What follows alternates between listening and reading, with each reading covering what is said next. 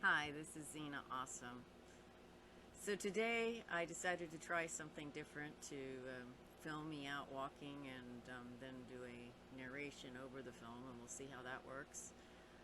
I've been doing a lot of thinking about the food plan that I'm going to be working on. I've been reading about what types of foods I need to include in it and how many grams of fat and how many grams of protein they have.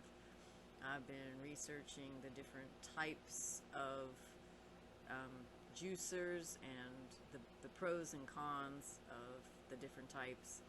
It seems that I'm probably going to want one of the masticating juicers because they seem to have better quality um, juice. The downside is that you have to cut the pieces of fruit much smaller to put them in there, and it takes a lot longer for it to do the juicing. But it seems like the really fast ones, because they are so fast, they produce a lot of heat, and then they say the heat actually destroys some of the nutrients in the juice and also makes it so the juice won't last as long in the refrigerator. So for me, obviously I want something that's going to last longer, and if I'm going to go to the trouble, I want it to be the most nutritious. And also the masticating juicers tend to remove more of the moisture from the pulp than the centrifugal juicers. So they cost a little bit more, they take longer to use, and it takes more prep for the food, but you get a better product. And since my focus is on quality, so I think that's the route I'm going to go. And I've also been looking at, how many calories is juice, because I don't want to have to like measure each and every um, item. So I'm doing a variety of research to get ballpark figure. They list vegetable juice is about 50 calories per 8 ounces. And then for my rule of thumb, I'm going to call fruit juice 130 calories per 8 ounces. So I'm looking at the fact that the juice will probably be one of my more major carb sources. But when I look at, of course, the proteins and fats, and you're putting them through the juicing process, things like flaxseed and that type of stuff, they can possibly be added after, but they're probably going to be much better in a smoothie. So I've also been reading about complete proteins.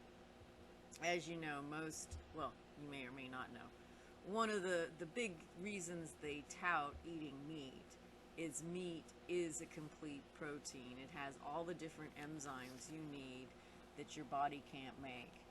And most plant matter is not a complete protein, even if it's high in protein. So you have to combine different protein sources together to get a complete protein.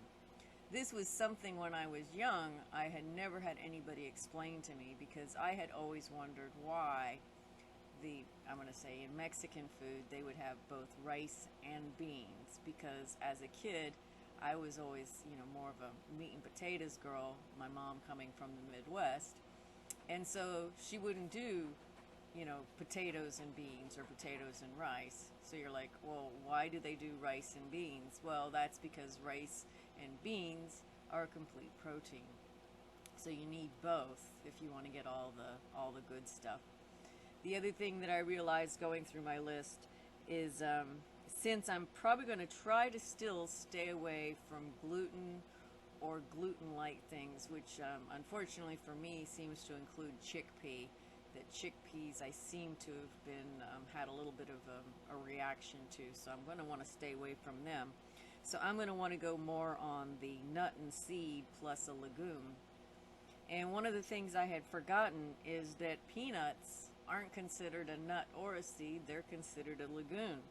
So you can mix the nuts and seeds with peanut and you get a complete protein, which I think is pretty cool. And then they mentioned tahini and chickpea, which again probably isn't my cup of tea because that's hummus, because I want to stay away from chickpea.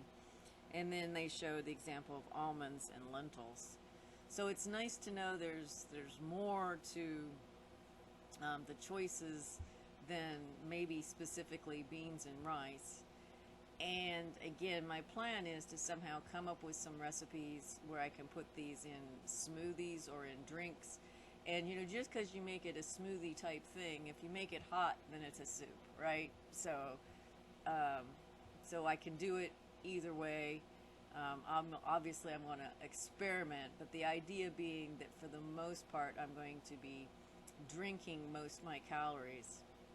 And I'm not I also went out to verify my calorie numbers. I went to a site that gave me, you know, to gain weight, to lose weight, to maintain weight. And maintaining weight, it was 1730 to like 1900 calories a day at the activity level I said I'm at.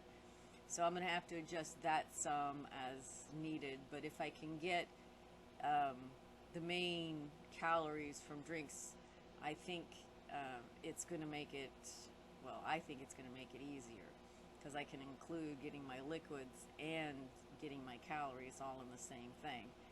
And then you can do things like, instead of using water or juice to make your, say, your smoothies, you could use green tea. I mean, there's a lot of ways you can combine things, because some of the other stuff I want to include in my plan, I've got again lots of lists. I want to be sure that I include seaweed and also algae and also mushrooms. And of course the mushrooms, they say that because of a chemical in mushrooms, you're best off cooking them. You only have to cook them for 30 to 60 seconds. You don't have to cook them very long, and then apparently that neutralizes that bad chemical. But you should cook them, not just eat them raw. So I want to incorporate that. And so I'm just taking a lot of different notes and looking at what I need for my product list, and I'm hoping I can get it down to a reasonable number of products I need and then go from there. I have also decided that I don't know if my stimulus check is going to be for me or for me and my husband. If they're going off the tax return that I filed in 2018, then it'll be for both of us. And so that'll be $2,400. If I do indeed get $2,400 and not $1,200, I have decided that I will indeed buy the freeze dryer. The freeze dryer, I think, would make doing a vegetarian and a very specific plan where I can add or eliminate certain types of foods but still have a lot of versatility much more easy.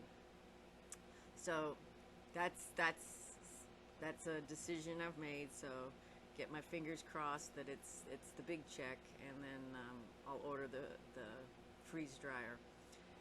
The other thing I've realized, I was going to use the Adobe Premiere for doing the videos. I did the tutorials and stuff, but unfortunately, although when I bought my computer it was a good quality high-end computer when I bought it, a lot's changed. When I actually thought about, I have like 4 computers that work. There's nothing wrong with any of them. But when I did the actual thinking about when I bought this computer, I bought this computer when I was taking care of my mom. So that means I bought this computer in 2014. So it's a little older than I was really realizing. So in order to be able to effectively use the software that I want to use, I actually have to buy a new computer. So that was a little bit of a realization. And unfortunately, computers that are really good at doing videos and have a video editing capabilities tend to be pretty expensive. But I think it's going to be worth it. I really enjoy working with you all, and I really want to provide you all with a better product than I'm doing right now. But I don't want to not do something just because I don't have what I want. So that's why I forge ahead and continue to do what I can. So today, after spending hours on the phone, I'm going to get the refund for my stuff, but then it ends up that the delivery people delivered my 2 boxes today, so I don't know if I'm gonna have to pay extra for them because one of them was a replacement for the other, and so it's a mess. But tonight I have registered to watch a comedy show at 7 p.m. So I am trying to keep myself entertained too. So thank you very much and have an awesome day.